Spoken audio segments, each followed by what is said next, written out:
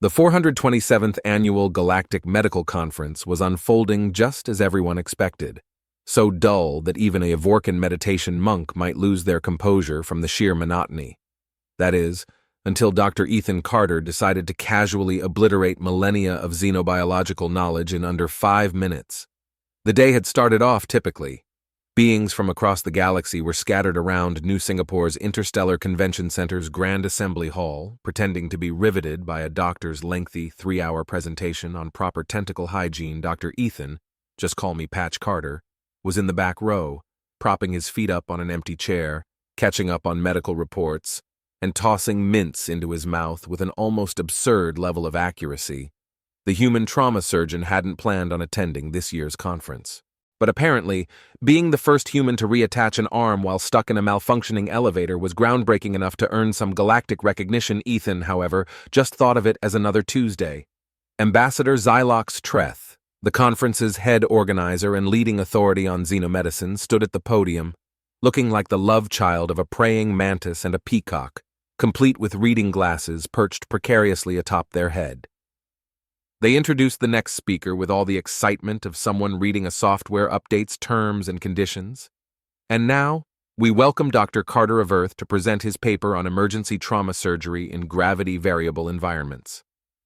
Ethan strolled up to the podium, his signature grin plastered across his face, the kind of grin that made nursing staff trust his surgical expertise while simultaneously questioning whether they'd accidentally been served salty coffee. "Thanks, Ambassador," Ethan said. "Funny story about that elevator surgery." He clicked to his first slide, revealing a graphic before and after of the procedure. Several delegates immediately changed colors in ways that were probably not healthy for their species. So, the real challenge wasn't the reattachment itself.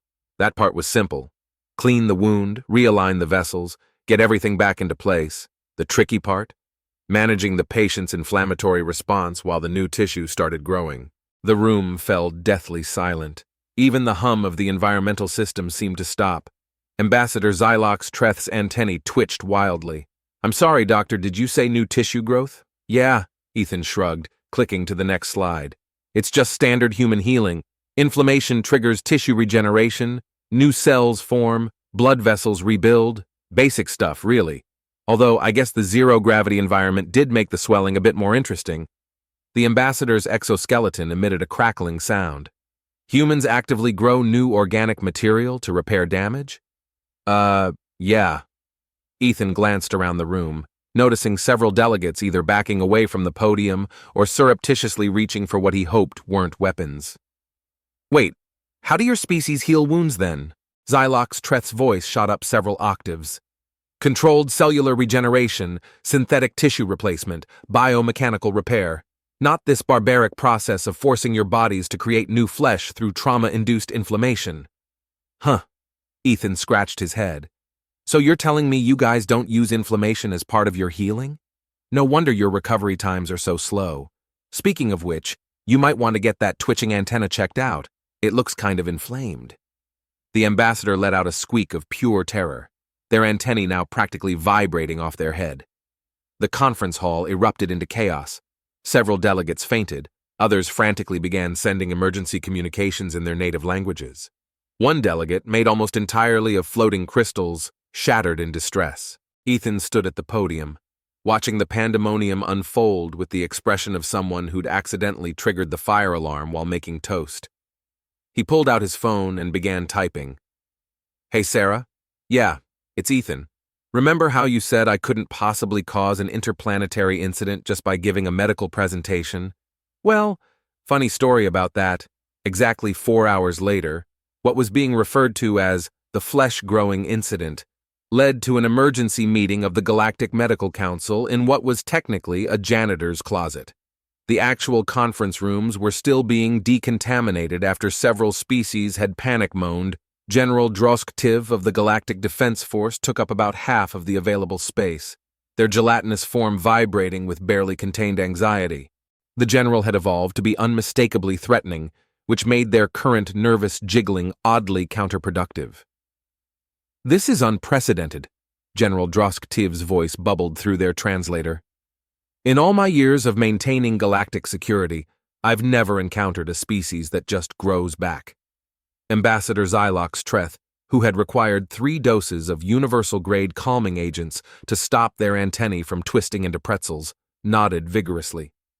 According to Dr. Carter's medical records, which I've had thoroughly analyzed, humans not only regenerate tissue, but they consider this process entirely normal.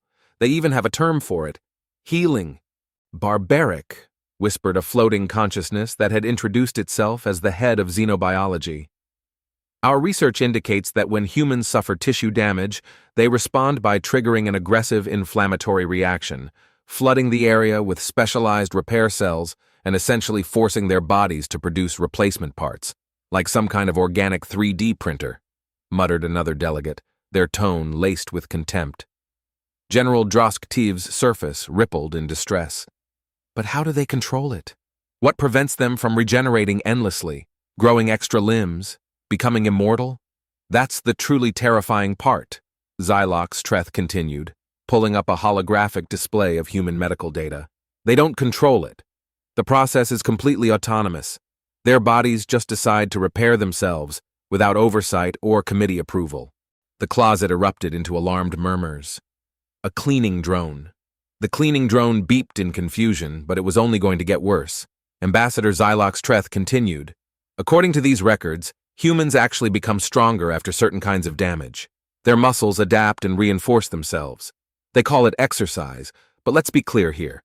They're deliberately injuring themselves to trigger micro-regeneration events.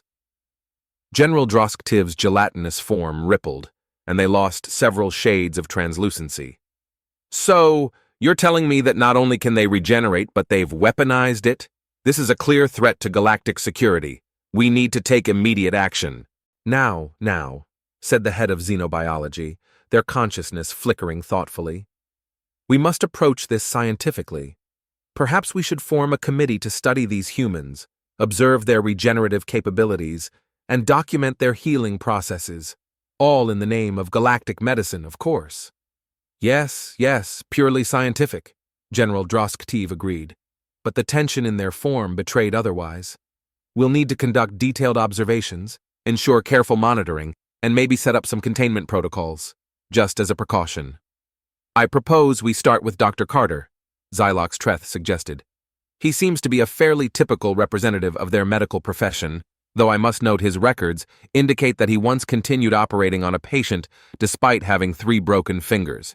He simply, let's quote this, walked it off. The cleaning drone beeped again, this time in what could almost be called admiration. Very well, General Drosktiv declared, making a valiant attempt to resume their intimidating posture, though they mostly succeeded in looking like a nervous, trembling blob. We'll set up the committee for human medical observation immediately. Remember, this is purely for scientific research. We're just gathering data on their fascinating biological processes. Of course, said the head of xenobiology. But then they added, though perhaps we should requisition containment fields and shock troops for peer review purposes. Absolutely. Xylox Treth nodded, looking satisfied. We should also be prepared with emergency protocols in case they start regenerating uncontrollably. Does anyone know if humans can grow back their heads? Let's not find out. General Drosktiv shuddered, causing cleaning supplies to crash to the floor. Meeting adjourned, and someone please help me get out of this closet. I seem to have stress expanded. As the delegates squeezed past the now crammed doorway, no one noticed the small maintenance bot in the corner transmitting the entire conversation directly to Dr. Carter's phone. The cleaning drone, after all, had been programmed by humans, and if there's one thing humans understood better than regenerating tissue, it was the fine art of eavesdropping. Meanwhile, in the emergency department of New Singapore General Hospital, things were unfolding in what the staff had taken to calling a perfectly normal Tuesday apocalypse. 3 hovercar pileups, 1 malfunctioning artificial gravity generator, and a tourist who learned the hard way that not all local street food was cross-species compatible. Dr. Ethan Carter maneuvered through the chaos with the ease of someone who had long since accepted that normal was merely a setting on the coffee maker. Speaking of which, Sarah, please tell me that's the good stuff? Ethan extended his hands toward the steaming cup held by Nurse Sarah Band-Aid Mitchell, who was juggling patient charts and fending off a rogue medical drone with her clipboard. Made with real Earth-imported beans and just enough sugar to give a diabetic nightmares, Sarah confirmed, expertly sliding the cup into Ethan's hands while simultaneously whacking the drone away. Also, we've got observers. Alien kind? Or medical student kind? Ethan raised an eyebrow. Alien, Sarah replied. 3 of them. They're trying to be subtle, but one's literally a floating blob of anxiety, and another keeps forgetting to maintain their holographic disguise. I'm pretty sure I saw antennae poking through their human hairdo. Ethan took a long sip of his coffee, feeling both the caffeine and the creeping realization that his conference presentation had ignited the kind of chaos he thrived on. How long have they been watching? Since morning shift change, Sarah said, quickly scanning a chart. They really started paying attention when you popped your dislocated thumb back in during the Hakar trauma cases. She paused. By the way, you should really let someone else handle that next time.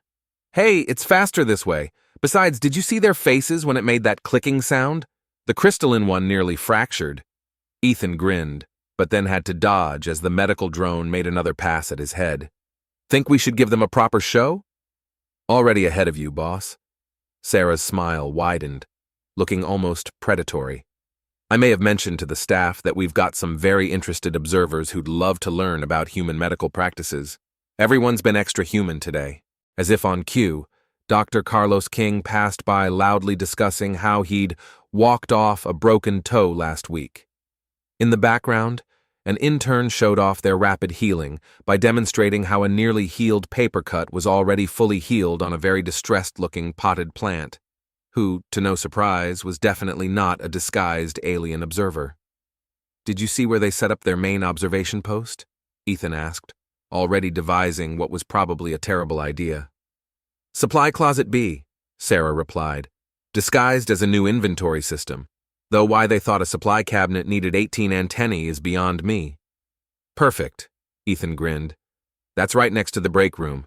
Time for a little coffee break demonstration. Sarah's grin widened. I'll grab the extra strength coffee, the kind that made Dr. Chen stay awake for 3 days straight. The next 15 minutes were an orchestrated display of what the hospital staff had collectively decided to call typical human behavior. Ethan and Sarah stationed themselves in the break room within perfect view of the suspiciously overcrowded supply closet. You know, Ethan said loudly, filling his cup with what could only be described as caffeine with a coffee chaser. I'm really glad humans evolved this rapid healing response. It makes our job so much easier. Oh, absolutely, Sarah agreed, matching his volume. Remember that guy last week who came in with a fractured radius and just needed a cast and some inflammation? Classic case of enhanced tissue regeneration, Ethan continued, taking a deliberate sip of his nuclear-grade coffee, though not as impressive as when I had to regrow my fingernails after the liquid nitrogen incident. A muffled squeak came from the supply closet. Still, Ethan kept going, unfazed. Nothing beats good old-fashioned cellular revival. I'm particularly proud of how quickly my 4th finger grew back after that unfortunate airlock incident. There was a loud thud from the closet, followed by what sounded like several bodies hitting the floor. Should we tell them that last part was a lie? Sarah whispered. Nah, Ethan replied with a grin, already reaching for the coffee pot again and making sure their audience had a clear view. You know what really kicks our healing into high gear? This stuff. He held up the pot dramatically. Pure, concentrated cellular stimulant. We call it coffee, short for coefficient of flesh enhancement. The supply closet door burst open with a dramatic flare. General Drosktiv, no longer bothering with any disguise, oozed out in a panic. They have a regeneration enhancement serum. Code red. I repeat, code red. Xylox Treth, their human disguise now glitching to reveal both their true form and what appeared to be a teenage pop star, stumbled after them. The humans are weaponizing their healing capabilities. They're becoming unstoppable. The 3rd observer, who had indeed been disguised as a potted plant, attempted to flee but got hopelessly tangled in their own decorative leaves. Ethan, nonchalantly sipping his coffee, watched the alien observers scramble in panic. The room erupted into chaos as they fled, leaving behind enough surveillance equipment to stock a small spy shop. Think we overdid it? Sarah shrugged, already typing out a hospital-wide message to stand down from Operation Freak Out the Aliens. Nah, Ethan said, still grinning. Though you might want to check your phone. Pretty sure I just saw General Drosktiv sending out some kind of emergency alert. Ethan pulled out his phone and began to laugh. Oh, this is perfect. They're calling an emergency session of the Galactic Security Council. Apparently, we've been classified as a regenerating threat to galactic stability. So, what's the plan? Sarah asked. Ethan finished his coffee with a flourish. Well, I'm thinking it's time to show them what humans are really capable of. Want to help me cause an interplanetary incident again? Always, Sarah grinned. But this time, I'm documenting everything. The group chat is never going to believe this. In retrospect, Ethan probably should have expected the containment team. What he hadn't anticipated was their terrible timing, right in the middle of his attempt to break the hospital record for most consecutive mini marshmallows caught in his mouth. Dr. Ethan Carter, a voice declared, managing to sound both terrified and threatening. By order of the Galactic Security Council, you are to be contained for study of your dangerous regenerative capabilities. Ethan slowly turned away from the vending machine, cheeks still stuffed with marshmallows, to find himself facing what could only be described as a SWAT team designed by someone who'd only ever seen sci-fi movies and had a particular fondness for tentacles. Merrim? Ethan asked eloquently before remembering to swallow. Sorry, bad timing. Could you come back in like 10 minutes? I'm only 3 marshmallows away from beating Dr. Chen's record. The lead containment officer, whose armor seemed designed specifically to withstand regenerating humans despite no one actually knowing what that would entail, raised what could have been either a weapon or an extremely aggressive scanning device. Please do not resist. We are authorized to use anti-regeneration countermeasures. Those exist? Ethan asked, raising an eyebrow. No, the officer replied flatly. But we really hoped you wouldn't know that. That's when Sarah burst through the door, wielding her clipboard like a shield of righteousness. Ethan, the whole hospital's surrounded by... She took in the scene with wide eyes. I see you've met our new friends. Indeed, Ethan nodded casually, reaching behind him to punch in another code on the vending machine. I was just explaining how I'm about to break the marshmallow record. You know, the one Dr. Chen set last year? The one that led to the Great Sugar Rush incident of 2073, Sarah added, raising an eyebrow. Exactly, Ethan grinned. The one we swore never to speak of again after what happened to the Gecko ward. Sarah turned back to the containment team, her grin widening. Want to help me recreate it? The containment team's leader made a sound that suggested their universal translator was struggling with the concept of pure exasperation. This is serious. You are a biological hazard. Your uncontrolled regenerative capabilities... Quick question, Sarah interrupted, cutting them off. Did anyone actually research human biology before planning this containment operation? Of course, the officer said, taken aback. We observed your kind extensively. We know all about your healing serum, your rapid tissue generation, your ability to regrow limbs. That last one was a joke, Ethan pointed out. What? Yeah. Ethan continued. We can't actually regrow limbs. That's why I had to reattach that guy's arm in the elevator. If we could regrow them, that would have been a way shorter surgery. There was a long, stunned pause as the containment team processed this new information.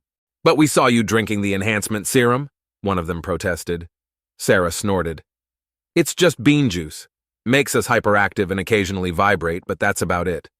Although, Ethan added thoughtfully, I'm pretty sure the stuff in the break room could qualify as a chemical weapon under certain treaties. The containment team leader's armor emitted a distressed whirring sound. But the inflammation response, the autonomous healing, the exercise-induced adaptation, one of them stammered. Yeah, that's all normal, Ethan shrugged. It's human biology. We're not special or dangerous. We just heal differently than you folks. Though I will say, watching you all panic about it has been the highlight of my year. But General Drosktiv said, the officer began. General Drosktiv also thinks humans photosynthesize because someone once told them we need vitamin D from sunlight, Sarah pointed out, deadpan. The containment team huddled together, looking like they were about to have a crisis meeting over the most bewildering biological anomaly they'd ever encountered. The intensity of the whispered discussion among the containment team was palpable, an embarrassing realization starting to dawn on them. They had mobilized an entire containment operation based on a misunderstanding, fueled by some very convincing, though completely incorrect, information about coffee. That's when Ethan's earlier vending machine inputs finally processed, and the machine began dispensing its entire stock of marshmallow packages at once. "Run," Sarah suggested, her eyes lighting up. "Run," Ethan agreed, a grin forming on his face. What followed was, without question, one of the most ridiculous chase scenes in medical history. Ethan and Sarah sprinted down the hospital corridors, leaving a trail of marshmallow packets behind them. The containment team stumbled along, slipping and sliding on the scattered treats, their bulky armor proving hilariously ineffective against the small, squishy projectiles. They tore through the pediatric ward, where several children instantly thought they were part of a new hospital game and eagerly joined in by pelting the aliens with stuffed animals. Then they darted through the rehabilitation center, where confused patients watched the spectacle as armored aliens tripped over exercise equipment. Passing the pharmacy, Dr. Carlos King took one look at the chaos, muttered, "Not again," and quickly dove under his desk. The chase finally came to a halt in the cafeteria, where the containment team's leader slipped on a stray marshmallow and crashed into a table of Jell-O cups, creating what could only be described as a tactical dessert explosion. Ethan and Sarah paused in the doorway, staring at the mess. "Think we should tell them the real reason we heal through inflammation is just because it's the most efficient way evolution figured out to deal with damage?" Ethan asked, a mischievous glint in his eye. "Nah," Sarah grinned, holding up her phone. "Let them keep thinking we're regenerating death machines. It's way more fun this way." "Fair point," Ethan said, surveying the damage. "Want to go explain to the hospital board why the cafeteria is covered in Jell-O and marshmallows again?" "Only if you explain why there's a containment team having an existential crisis in the pudding section," Sarah shot back, her grin widening. "Deal," Ethan said, but not before reaching down, picking up an untouched marshmallow package and expertly catching 3 in his mouth at once. "New record!" From somewhere in the distance, they could hear General Drosk-Tiv demanding updates on the marshmallow-based human containment breach. It was shaping up to be just another normal Tuesday after all. The United Earth government's emergency response team had witnessed its fair share of strange events: alien first contact, interdimensional rifts, the occasional escaped superintelligent AI, but hospital chaos caused by a misunderstanding of basic human biology? That was certainly a new one for the filing system. Ambassador Catherine Woods stood in the hospital conference room, pinching the bridge of her nose as she listened to Ethan's explanation. Her signature expression, a look that had once made 3 different planetary councils apologize for their very existence, was fully deployed. "Let me get this straight," she said, her voice heavy with disbelief. "You told them coffee was a regeneration serum?" "In my defense," Ethan replied casually, "they were already convinced we were some kind of self-repairing death machines. The coffee thing seemed like a funny way to mess with them." "And the marshmallow incident? That one was just good timing." Ethan shrugged, unfazed. Sarah, who had been quietly adding to her viral video collection, raised her hand. "If it helps, the clip of the containment team sliding into the Jell-O has already gotten 6 million views on GalacTube." Catherine's eye twitched in response. "It doesn't." That was when General Drosk-Tiv oozed into the room, followed by a very disheveled Ambassador Xylox Treth, who appeared to be wearing what was left of their human disguise, mostly a wig, which was now sitting askew on their antennae. "This is unprecedented," General Drosk-Tiv bubbled indignantly. "The humans have weaponized their regenerative abilities and their food supplies." "The marshmallows were an accident," Ethan pointed out, trying to maintain some semblance of composure. "Weaponized confectionery," Xylox Treth exclaimed, their voice rising in outrage. Ambassador Woods held up her hand, silencing the room instantly. With the practiced ease of someone who regularly dealt with planetary diplomacy, she commanded the room. "Perhaps we should discuss this over dinner, somewhere neutral. without marshmallows. And that's how they ended up at Taste of the Galaxy, New Singapore's premier multi-species restaurant, attempting to prevent an interplanetary incident over appetizers. You see, Ethan explained, gesturing with a breadstick, human healing is really just basic biochemistry. When we get hurt, our bodies trigger inflammation to clean up the damage and start repairs. It's not regeneration, it's just aggressive home maintenance. But the coffee? General Drosktiv whispered, their form rippling with remembered terror. It's just a stimulant? It makes us more alert, sometimes jittery, occasionally leads to questionable decision-making, but that's about it, Ethan confirmed. Then explain the exercise adaptation phenomenon, Xylox Treth demanded, antennae quivering. You deliberately damage your muscle tissue to make it stronger? Well, Sarah admitted, when you put it that way, it does sound a bit weird. But it's not like we're doing it to become invincible. Humans just adapt to stress, like how I've adapted to working emergency room holidays by developing an immunity to chaos. Ambassador Woods, who had been radiating diplomatic disapproval throughout the entire conversation, finally spoke up. Perhaps a demonstration would help clear things up. Oh no, Ethan said immediately, recognizing her tone, the same one Sarah used right before suggesting something that would surely go terribly wrong. Oh yes, Woods smiled. Dr. Carter, would you mind getting a small paper cut? Show our guests the terrors of the human healing process up close. The alien delegates recoiled in horror. You want him to deliberately injure himself? Xylox Treth's translator glitched with shock. In public? Without proper medical oversight or committee approval? It's just a paper cut, Ethan shrugged, reaching for a menu. Barely even counts as an injury. What followed was perhaps the most dramatic paper cut in galactic history. As Ethan ran the menu edge across his finger, General Drosktiv shifted through 7 different colors of translucency. Xylox, Treth, and Tenny tied themselves into an even more complex knot. 3 other diners fainted. Ethan held up his finger, showing the tiny cut. Now, we just wait a few days and it'll heal completely. No regeneration serum needed. But, General Drosktiv's surface tension, the intensity in the room could be felt as General Drosktiv's form rippled, reaching what could only be called critical levels of embarrassment. The inflammation. It's starting already. The human flesh is angry. That's just the immune response, Sarah explained, her tone barely containing her amusement. Completely normal, though I will admit, angry flesh would make a killer band name.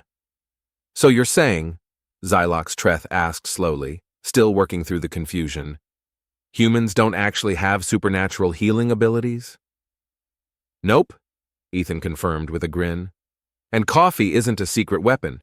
It's just a tasty drink that keeps us awake. As for the marshmallow incident, that was pure chaos and good timing. Ambassador Woods cleared her throat.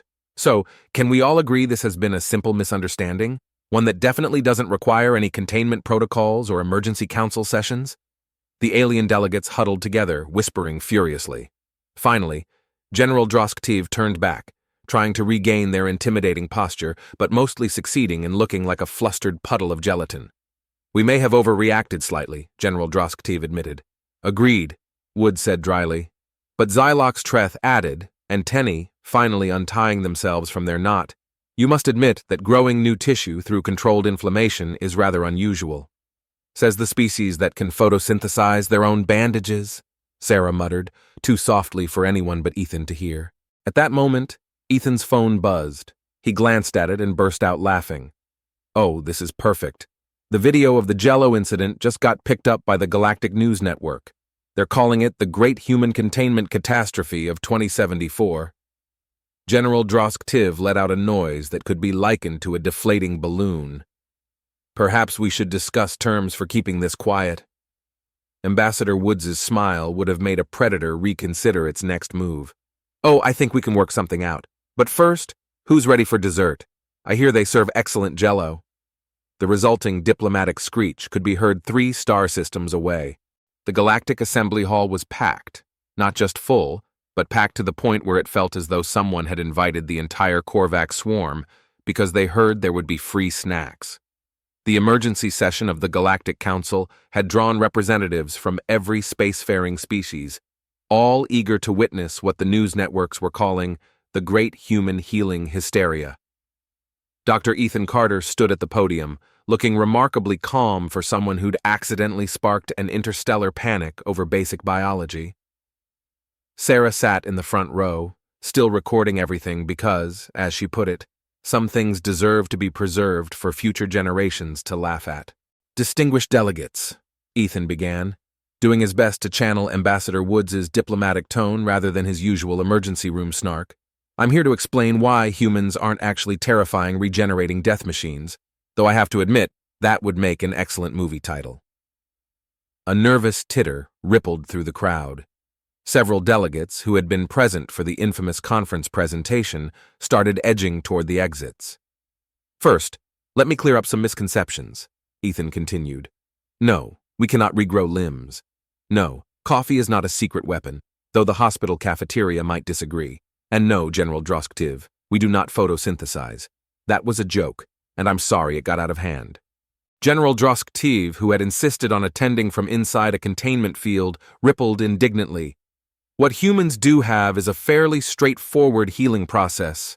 When we get injured, our bodies trigger inflammation to clean up the damage and start repairs.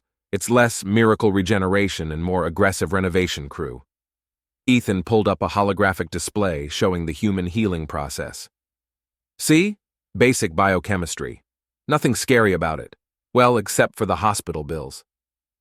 "What about the exercise adaptation?" someone called from the back. "Ah, yes, the whole deliberately damaging muscles to make them stronger thing," Ethan said with a grin. "When you put it that way, I can see why it sounds concerning, but it's really just our bodies being efficient. Like how Ambassador Xylox Treth's antennae have adapted to tie themselves in knots when stressed." Speaking of which, Ethan added, "You might want to get that looked at, Ambassador. The left one is starting to resemble a pretzel." Xylox Treth hurriedly tried to untangle their antennae while pretending they weren't bothered. "The point is," Ethan continued, "humans aren't special. We just heal differently than most species. You folks have developed some really impressive ways to handle injuries. Photosynthetic bandages, for example. That's genuinely cool. We just went with the get angry and grow new flesh approach because evolution has a weird sense of humor." He paused, looking around the room. "Though I have to admit, watching everyone panic about it has been pretty entertaining, especially the containment team. By the way, has anyone gotten all the jello out of their armor yet?" The containment team leader, sitting in the back, made a sound that suggested they were still finding gelatin in very uncomfortable places. "So, in conclusion," Ethan said, grinning, "humans don't have supernatural healing abilities. We can't regrow limbs. Coffee is just bean juice that makes us vibrate. And marshmallows are not tactical weapons, despite what the security footage might suggest." He looked around, raising an eyebrow. "Any questions?" Every hand, tentacle, pseudopod, and energy tendril in the room shot up. "Okay, let me rephrase that," Ethan said with a chuckle. "Any questions that aren't about the marshmallow incident?" Most of the appendages slowly went down. "Much better," Ethan said with a grin. "Yes, the delegate from Proxima Centauri." "If humans don't have regenerative powers," the delegate asked, "why did you let us believe you did?" Ethan chuckled. "Have you ever had the chance to convince an entire galactic community that you're secretly terrifying? It's surprisingly fun. Plus, the looks on your faces when I got that paper cut? Priceless." Ambassador Woods, who had been watching from the side with an expression that suggested she was already drafting her resignation letter, finally stepped forward. "Perhaps we can focus on the positive aspects of this situation. This misunderstanding has opened up new opportunities for medical knowledge exchange between species." "Exactly," Ethan agreed enthusiastically. "For instance, did you know that some human doctors have already started studying the velation method of tentacle reattachment? Turns out it works great for finger surgery." "We're still working on the suction cup part," Sarah added, casually tossing her phone onto the desk as she leaned back in her seat. "The video of the containment team's Gel-O disaster has ignited a galaxy-wide obsession with human desserts. 3 different alien species have already requested the recipe, though we're still working on explaining that it's not some kind of tactical polymer." A ripple of laughter spread through the room, even General Drosktiv's containment field humming with what could definitely be interpreted as amusement. "So, Ethan concluded, his grin widening. Instead of freaking out about human healing, maybe we could focus on exchanging medical knowledge.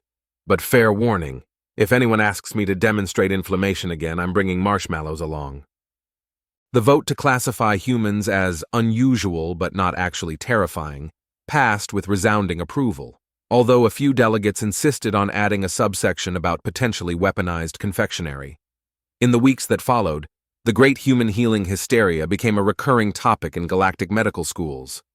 Ethan's presentation went viral on GalacTube, sparking an endless wave of memes about angry human flesh and tactical Jell-O deployment.